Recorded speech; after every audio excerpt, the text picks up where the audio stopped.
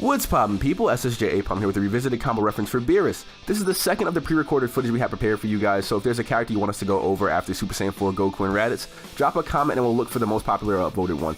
We got requests for Beerus like a month or so ago, so we'll go over the Xenoverse 7 God of Destruction finally, so you guys can finally have him here. I don't know if anyone still wants to play him, but here he is. We're going over some easy to replicate combo strings, basic cancels, loops, transformation details, and a recommended preset for competitive play. For picking up the character in question, if there is a character you want to see next, drop a comment. We'll go for the most popular request, so we don't waste time on characters you guys don't want to see. Beerus is a very interesting character conceptually that I'm not too sure if I liked at first back when Battle of Gods was going to come out, but he's now one of my favorite characters thanks to his nonchalant attitude and everything that comes with being a character as strong as he is. In Xenoverse 2, he's a bit of a tricky one because even though he doesn't have many multi-hit attacks, his combos come out a bit slower than a 1-to-1 control ratio. His animations are a bit long-winded and drawn out with decent enough hit stun to not drop, but at the same time, if you're against Ki Blast canceling, you probably will get danced around or end up taking more damage than you need to from escaping enemies. With that being said though, Beerus does have some pretty high damage output, and that damage output increases even more in a connection where you can land his cinematic combos, thanks to God of Destruction's Wrath. You'll see some combos into that a little bit later in the video. And Beerus can also take pride in being able to do a little under a half of health bar on average when you finally do get in on your opponent without using the God of Destruction's Wrath combo, and this is great because you can condition your opponent into snap vanishing out of fear, or punish them for trying to tank your combos. He can even combo into his full power energy wave ultimate without needing a stamina break in several ways for very respectable damage. He also has several dash cancels and guard cancels that make pressuring the opponent very easy. Since he's a character you don't want to tank often, you can do some neat mind games against your opponent and have them wasting stamina the entire time, or punishing them for being too comfortable with letting you hit them.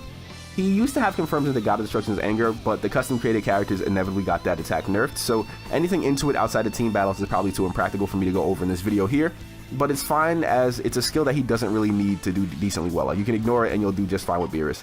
I'm fairly sure we covered his super attacks in his skill analysis video, so we'll be tagging that on to the end of this video here so you guys can see how to use his supers and ultimates the most effectively on him or your custom created character if you want to.